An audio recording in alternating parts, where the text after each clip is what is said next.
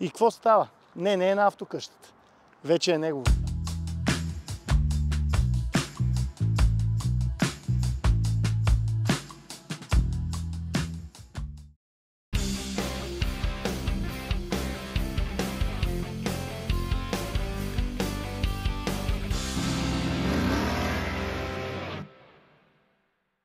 Така.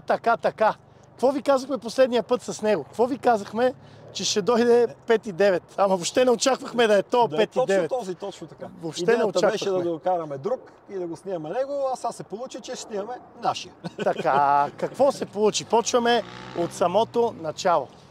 Случайно ти ме поправи, ако е грешка, защото аз нямам никаква представа защо, но всеки ден съм в Mobil.bg, в Cars.bg и всеки ден гледам... За разлика от мене, да, който изобщо не поглеждам вътре. Точно така. Аз всеки ден си гледам и то само специфични неща.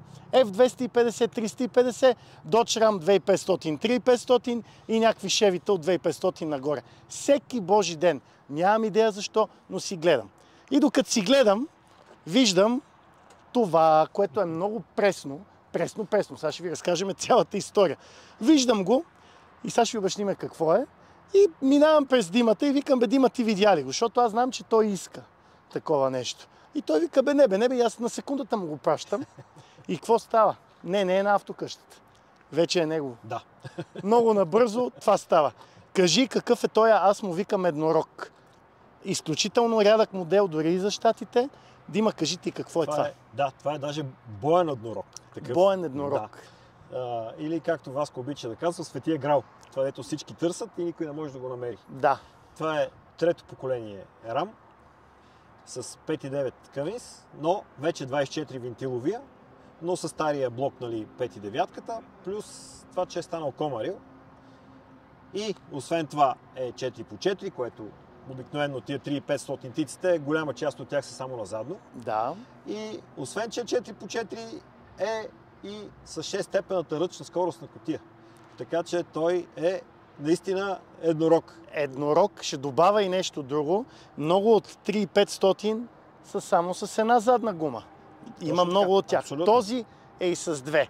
Демек, аз ще ги изброя много набързо. Имаме трета генерация RAM, което е най-желаното, специално и най-здравото дори и в щатите. Имаме 5,9 Cummins 24 клапана, най-желаното. Имаме 6-степенна ръчна кутия, което в щатите е па толкова рядко, че не е истина, за България да не говориме. Имаме 4x4 задължително. Имаме двойна задна гума. Имаме дълъг леген и дълга задна врата. Да. И това цялото нещо на 74 000 мили. Да, което са 150 000 километра, грубо, като му дават на английски думата lifespan, или как беше, смисъл живота на този двигател може спокойно да стигне до 1 милион мили. И че и повече. Нали, това са 1 600 000. Всъщност, даже по-интересното е, че се смята, че най-дълго вървящия двигател без основен ремонт, в момента най-носещ титлата, с най-голям пробег двигател, който е сменил няколко скоростни кутии, но двигател все още си е същия, е точно този Cummins на 4 милиона и отгоре мили. Така че наистина връщаме се, имаме Светия Грал при нас. Защо е толкова ценен? Защо е толкова готин? Защо реши веднага да се гмурнеш между другото и не ми казваш, викам, гледал ли си го?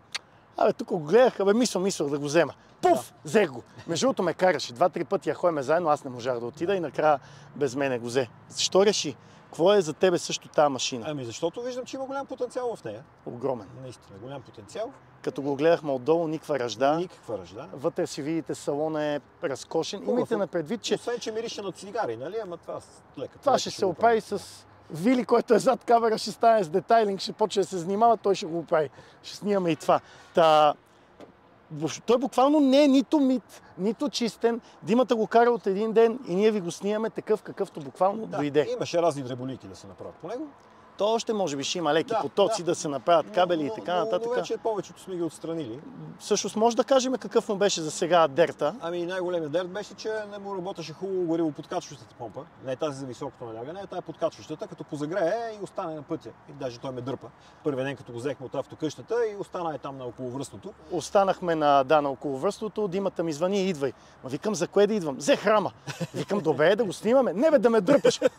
И аз отивам с Форда, той Форда все още не е баш на 100% готов, но го издръпахме, Точно така беше наистина... Да, помпата беше поръчана в същия ден, пристигна за няколко дена. Да кажем, че помпата е на 4 винчета, много мънички. И една бърза връзка. И една бърза връзка и като пари. Да, и що не говорим като пари?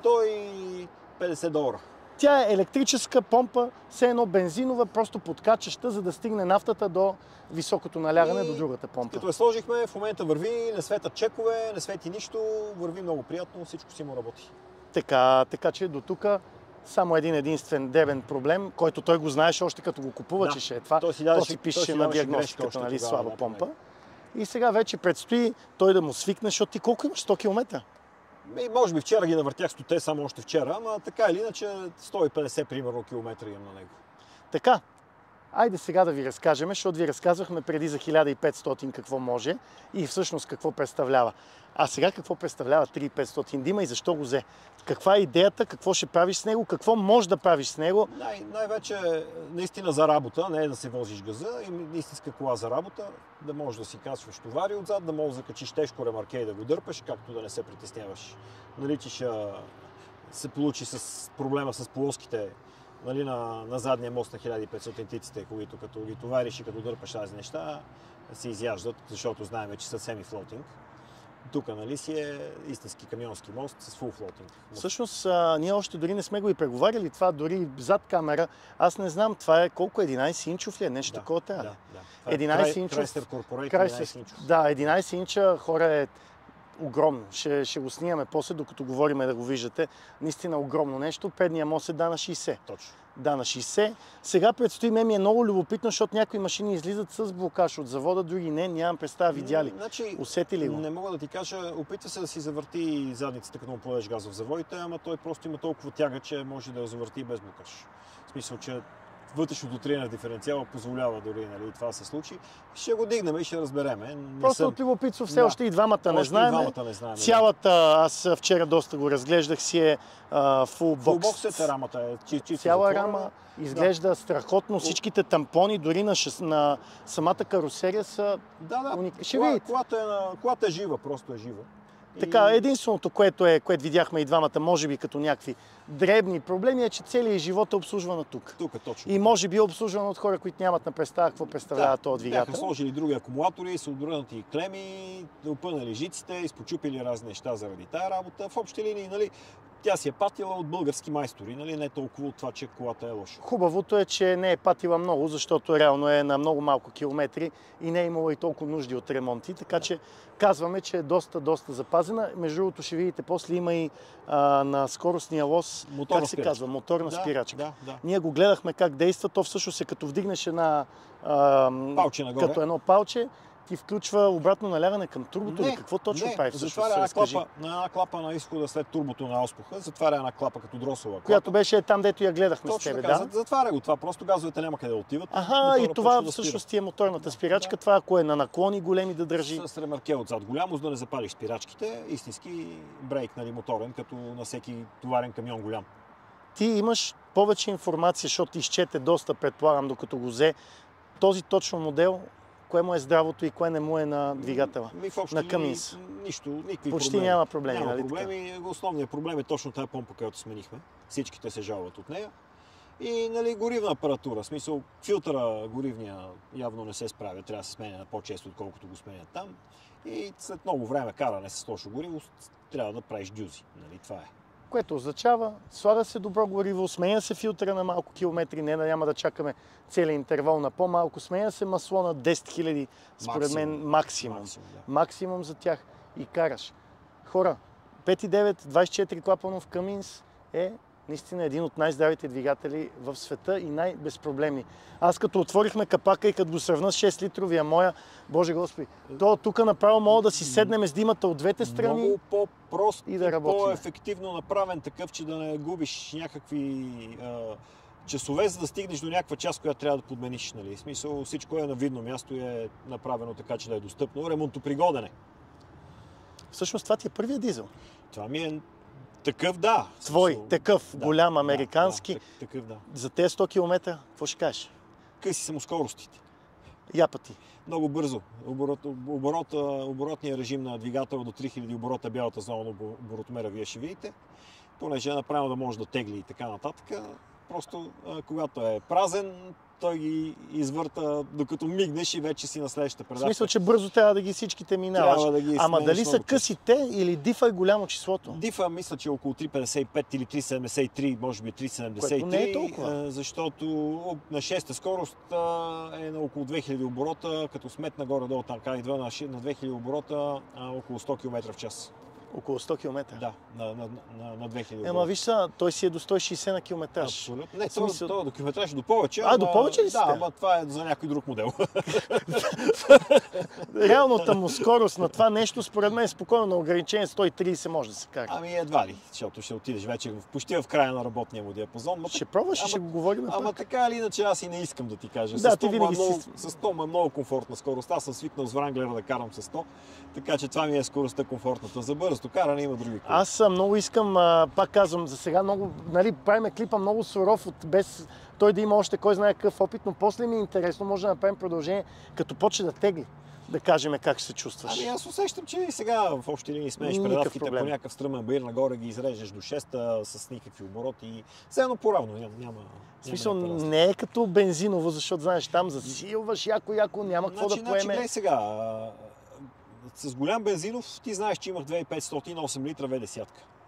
Тя вървеше доста повече от това. Но тя беше и по-малка. Първо е по-малка, второ автомата там нямаш го това, тук не можеш да смееш като спортна кола, бързо предавките, нищо, че е ръчка. И иска си да си той и хода не е малък. Голям хода на дръжката. Ще видите, лоста е толкова. В смисъл, тук си е камионджийско и се губи. Той автомата си го държеше винаги в диапазон и както всичките знаем сега, това е Torque Monster, но всъщност прякора на онзи двигател V10 8 литрови е точно Torque Monster, нали? Да. Така че той вървеше много повече и с много по-голяма лекота, но тук усещането е локомотивно. В смисъл... И имаш една инерция, не можеш да изгубиш по магистралата, караш, дърпаш, товариш, каквото искаш, машината се държи прекрасно. Между другото, аз също не съм карал 5.9 камин с камоди с ръчна кутия, съединител усетих, че е много е твърд. Доста твърд. И кутията е много голяма. Кутията е огромна. В смисъл, огромна, че видите пак отдолу. Има извод за ком. Може да свържеш ком към нея и да завъртиш нещо. Дефинирай. Да речем, как дефинирай ком. Това е да закачиш механична предавка към тази кутия и да въртиш с нея. Смисъл, дали хидравлична помпа, дали механична... Има такъв извод. Да, дали такава лебедка или нещо друго, да. Невероятно. Добре, какво ще гоним, защото всички ще питат, като вземем такава машина работна, колко ще ни храчи. Аз залагам и веднага ще ви кажа, той ще каже също, според мен, смесено градско не повече от 18. Не, веднага ти казвам, че не си прав. Колко? Защото в момента там на борд компютъра съм погледнал. Това е с всичката работа на място, с работата с най-лошата помпа, която всички казват, че разхода е много по-висок. Аз и го видях, че е по-висок, докато го докарах от автокъщата до тук. Видях, че така осезателно се движи стрелката на горивомера, докато сега 2 дена кара ми е мръднал 1 милиметър. Така? С всичката работа на място, с работата на място на прегледите, с някой час работа на място го оставих да работи, да видим дали няма някакъв проблем с новата помпа в сервиза, е 15,6. Ето ви. Това е 6 литров двигател, близо на машина, която колко да тежи това? 3 тона и половина. Даже забравих да попитаме, сега бях на преглед, забравих да попитам колко точно тежи. Да. Тежка машина. Но при първия такъв път на дълго, просто трябва, разбирате, тази кола е тол с тол такси и не съм още взел приемника, за да се движа, трябва да си пускам карта. Не ми се занимава. Маршрутна карта. И заради това, като сложим тол приемника и я подкараме надълго, ще има един апдейт на разхода, но аз съм сигурен, че с моето каране по-спокойно около 100-те, с ръчните скорости, аз ще го забия на 10. Аз съм абсолютно... Говориме за извънградско при спокойно, без да си го претоварил, с от 10 тона отзад. И аз смятам така. Между другото, колкото и странно да ви звучи, то мит и легенда, големите двигатели храчат много, не е баш така, защото сложимо на това 3 литров дизел и то не може. Той ще му се извие свят да се движи само. Така че въобще за това въобще не го коментираме. Между другото, 6 и седмиците, следващите поколения, също са много здрави, до ден днешен ги правят, но не са се чак толкова доказали, колкото 5 и 9. здрави са, пак казваме, всъщност и този модел фейслифта от 2004 година нагоре, 2005-та. С едни фарове такива. С едни големи ето тук са му фаровете. На същото купе слагат му и 6 и 7, имам приятел с такъв, но там има доста повече болешки, поне първите години на 6 седмици. Както обикновено се случва с детските болести. Докато не се изчистят там след 2015-16. Докато тук всичките детски болести са излекувани. Единствено тази година, специално тази, след това слагат една помпа в резервуара, е тази глупавата помпа, която ние сменихме. После слагат в резервуара? После слагат в резервуара. Което е по-неудобно или по-добре? Край по-добре. По-добре. Си изчезват проблемите. Но какъв проблем говорим? В смисъл, тази помпа сигурно ще издържи 100 000 км и струва, може и повече, много. $140. И струва $140, така че не говорим за това. Дюзи и всичко друго е много здраво. И ето ви поредния апел. Искате ли работна машина? Какво трябва да направите, Дима? Трябва да започва с 2 или с 3. Наистина. Да. Повярвайте ни, разликата е огромна.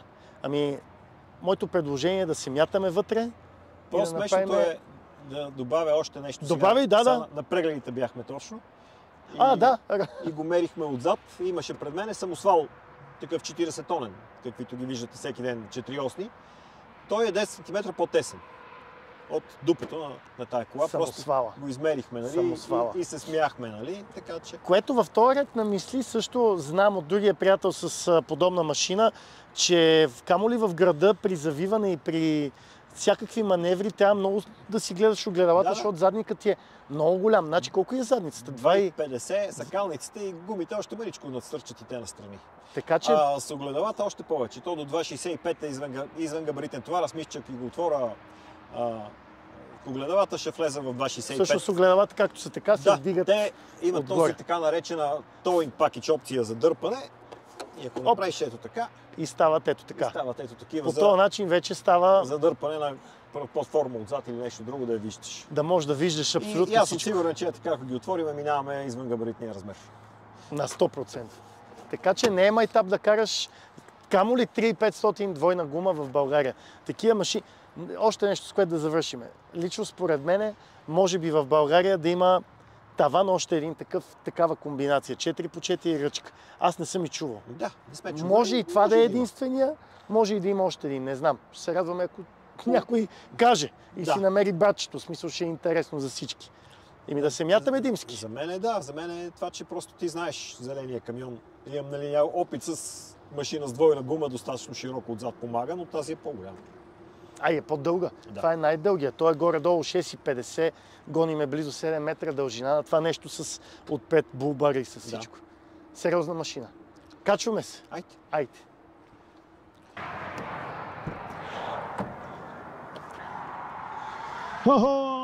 Мама, от тук мога да почваме, че се качвам. Да. Айде, качих се в Надимски, новия камион.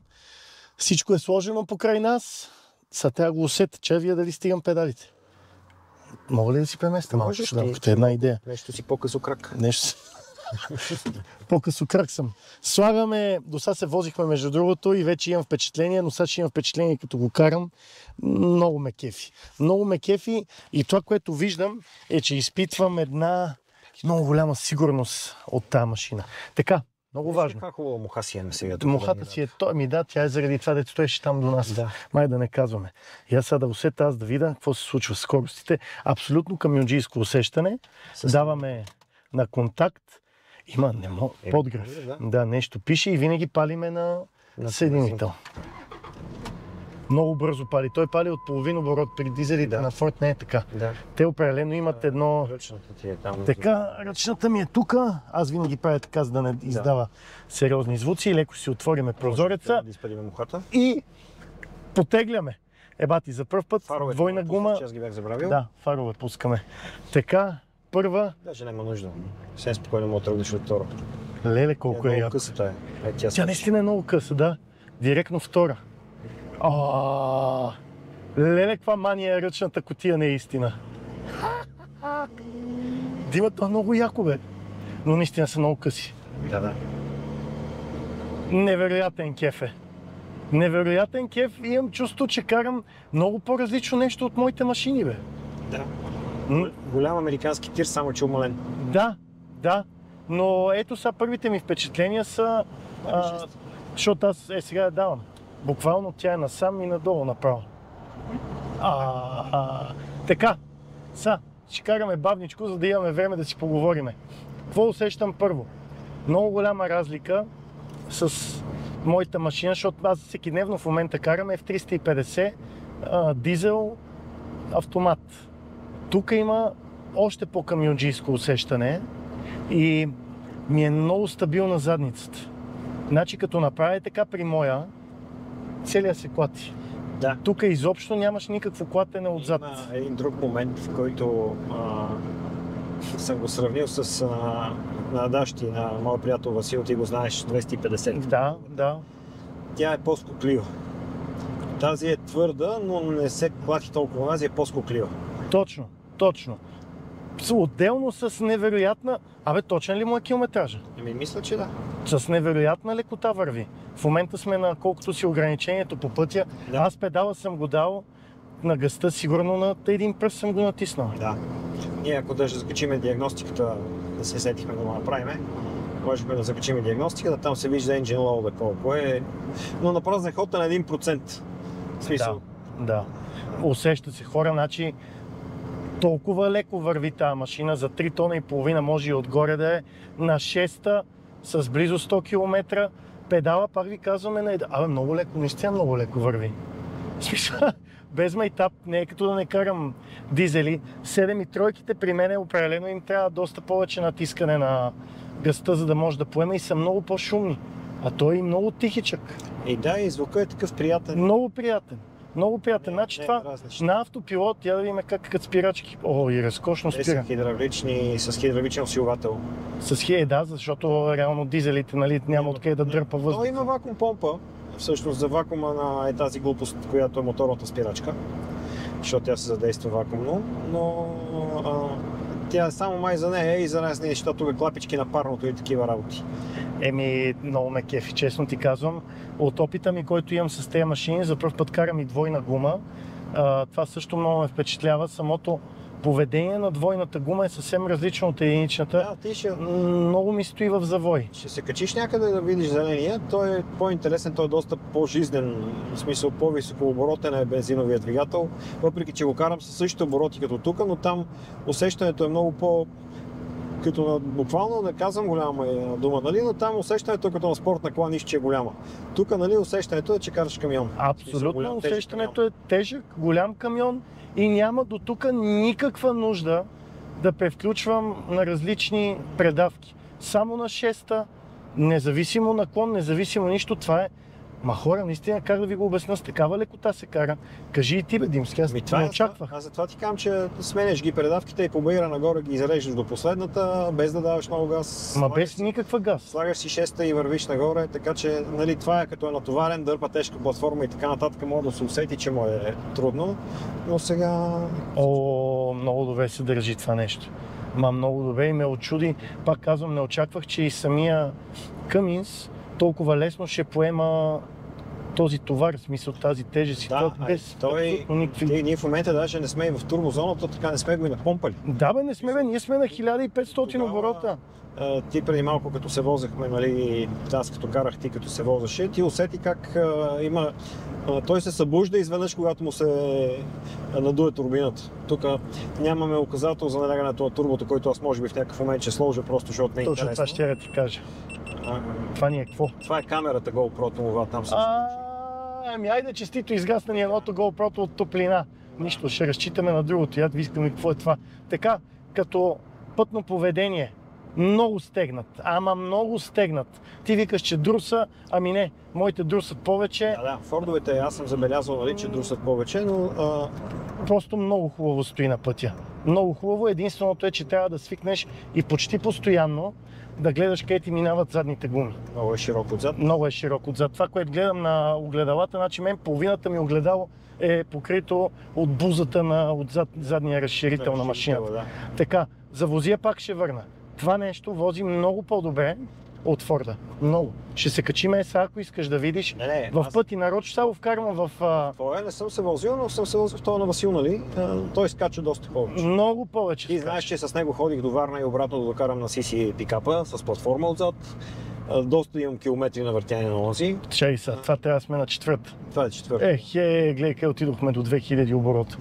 Много интересна машина, хора. Много спира наистина с невероятна лекота. Ние можем да тръгваме от втора без напрежение. Втора. О, как хубаво пое. И дори ще направя нарочно едно кръгово. Просто за да го усета. Но си е точно камион. В смисъл, не можеш, както Димата каза, да сменяш скоростите бързо. Сменят си се, трябва да ги усетиш къде влиза. В завоя нищо общо пак с моите си единичната гума. Нищо общо. Много ми харесва. Сега, защо ме караш и така да се вманиачавам, сега да си взимам двойна гума и аз? Защо ме накара? Трябваше ти да си караш тук и да не се тормоза аз с... Отдавна сме си говорили, че искаш да го пробваш, така че... Не, много голям кеф. Много голям кеф е и като цяло, това също е тема, която може би трябва да поговорим с Димата. Концепцията Ford Dodge. Заради рамата, тази машина я усещам по съвсем различен начин, отколкото Фордовете. Защото пак ви казвам, аз карам само Фордове напоследък. Значи, много по-стегната. Най-близко нещо до твоите Фордове беше моя рам предишния, ти го помниш, 8-литровия. Той водеше изключително благородно, човек. Той е една от колите, които на дълъг път най-малко ме натоварвала, като кажеш, че е камион, нали, голям тежък камион.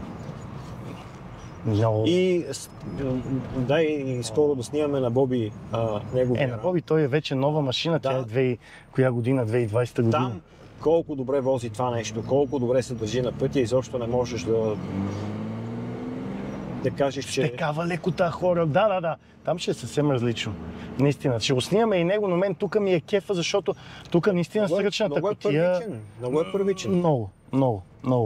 И на завоите, ето сега взимаме завой, гледаш отзад какво се случва, задължително, в смисъл как минаваме задните колела, откъде минават и завоя още повече си го изнасяш, за да не го качиме. Вънка, да, по-широчко. Много голям кеф да има. Но наистина тази първа предавка почти не ти трябва. Тя е само да тръгне натоварена. Почти не ти трябва. Много е готин, много е забавен, много наистина усещаш една абсолютна сигурност за работа и за абсолютно всичко. Да, това беше идеята, за това го взех. И предавките, както каза ти, аз съм насенител. Първа, има едно време, трябва да усетиш, разбираш, трябва да почувстваш къде е точно. Не можеш да правиш така. Да, не е като на спортна кола. Не. Голяма тежка камионджийска. Голяма тежка камионджийска, чувстваш всяка една предавка как влиза и какво се случва. Но като му свикнеш, после ще има и тук, трябва да направим епизод за това нещо. И това трябва да се пуснем тук по стръмното от магистралата надолу и да го цъкнем и да се види. Много яко, много различно. Като направим сато от приемника и може да го караме извън. Волана също му е доста по-лек от моите. Да, въпреки че тук има един демпфер, такъв доста дебел, тежък демпфер на ProComp и тунинг са му сложили в долната част на кормилния хебел, са го фанали и от долната страна, така че да не е конзолна кутията. Нали? Знаеш как е хваната хебел на практика, конзолно закрепена всяка кормилна кутия. Да. Кормилната кутия отгоре, хебел отдолу, а тук са направили една ос от долната страна и там има още един лагер, който е разпънат от двете страни на работа. Това е тунинг. Не, това е тунинг. Да, и по този начин кутията е закрепена вече на две точки и хебел се пада между тях. Много е интересен. И наистина, пак казвам, не очаквах. Доста по-различно типичният звук на камион. Да, тук сега не мога да снимаме, но ето 15,8. След малко ще го видите, да. Много е различен. Пак казвам, от Форда е много различен. Да. Много е различен и возията му е, поведението му е страхотно и според мен, наистина, както си говорихме, въобще няма нужда това нещо да се дига нагоре, да се засилва и нищо. Каквото и да е, чипове, няма никакъв смисъл. Абсолютно и наистина се усеща и километрите, че са тези, защото просто е свеж. Да. Свежа кола е. Няма някъде нещо да те не е изморен. Просто е свеж. Продължаваме след една секунда с заключение, въпреки че ние го казахме заключението, но просто е така, още един път и аз да осмисля каква беше машината. Между другото, знаеш какво правят в Щатите? Няма да го направим, но е яко да ги завържеме двата. Тъговор, да. Трябва с верига. Да ги вържеме с някаква яка верига. Трябва, защото иначе, ако извържеш, ще си направим дупка на задните прозорци. Да, но и като цяло без тази двойна гума ще ме теглиш без никакъв проблем. Всъщност побеждава този, който е с по-голяма сцепна маса. Не е най-мощния, а той, който е по-тежък, за да има по-голямо сцепление. В случая тук имаме и 6 гуми, така че да не говорим. 4 задни и 2 предни. Да, те са и по-тесни от твоите, въпреки това. Да, ама двойно са да. валеци. След малко продължаваме. Еми ето, покарахме. Общо взето аз ви казах всичко, което мисля докато се возих, докато карах и докато сетих тази машина, независимо, че беше много кратко, но доста разбрах за какво стана въпрос. Димски... За мен още е ново. И за наистина всъщност и за двамата е ново. Въпреки, че и двамата имаме опит с големи коли, аз имам и с доджове други, и с двойна гума додж, въпреки че камион, нали, е доста по-малък от този. И така, усещам се, че се върнах обратно, защото може да съм имал камион, но нямах пикап. Нали, дълго време, ти знаеш, имах хубав пикап Dodge 2508 литровия, който беше. Сега се завърнах обратно, така че отново в играта. Отново в играта, а пък аз за себе си една много така интересна равносметка си дадох, че са много различни пикапите. В смисъл, наистина не е да кажеш двойна гума едни и същи са всички. Ами не са едни и същи. Имат едно поведение Ford, един стил на каране, Dodge е различно, Chevy-то е интересно. Честно казвам, не съм карал двойна гума. Не ми попадало, пък камо ли, пък и дизелово Chevy с Duramax. Duramax 6.6, да видим. Ако имаме такъв зрител, някой, дето ни гледа и има такъв който не се притеснява да го даде за снимки, да си включително и човека да дойде да се снимаме заедно. Просто да видим как ще се усещаме, защото... И така нататък ще бъде много интересно. Много интересно, защото се оказва, пак казвам, че са колкото еднакви, толкова и наистина много различни. Да. И затова в щатите си има Dodge група, Ford група, Chevy група. Като религия, всеки си е избрал кое му пасва най-много и най-добре и така, както тук сега вие знаете, че имаме такива подобни войни между Mercedes, Audi и BMW. Обаче на практика, когато се качиш да ги караш, те са много близки модерните коли. Сега преди имаха големи различия. Нали? Но сега модерните са толкова близки като поведение. Всеки си има тънкости. Сега Петрохед ще му обори и ще каже, не бе, те са различни. Да бе, обаче общото е много еднакво. Доколкото тук са фундаментални разликите. Просто с самото усещане усещаш, че е нещо съвсем различно. Факт. Аз, нали, ако карам всекидневно кола нормална, да ви кажа, леле, колко е различно. Ама не, аз карам всекидневно F350 и ви казвам, че пак е много различно. Просто това е нещо интересно за мен от този епизод, нали, че се научих. Аз, нали, знаеш, че карам всекидневно Wrangler с ръчни скорости. Да. И вчера, като покарах, име няма 100 км това и после ми беше търсене с Wrangler. Просто защото тягата тук е гигантска и няма нищо общо. Така че продължаваме и отново апел, ако има някой с Duramax интересен, камо ли с Алисън кутия скоростна, би било много готино да се свържете, да ни пишете и да го снимаме. А с Димата ни предстои една много интересна пожарна да снимаме. Да. Предстоят ни още много други неща, така че очаквайте с нас двамата продължение и епизоди. Когато успеем, за жалост не може толкова бързо да стават нещата, колкото ни се иска и на нас. Да, но когато успеем, нали се забавляваме и това ни е кеф. Добре, чао хора и до нови срещи!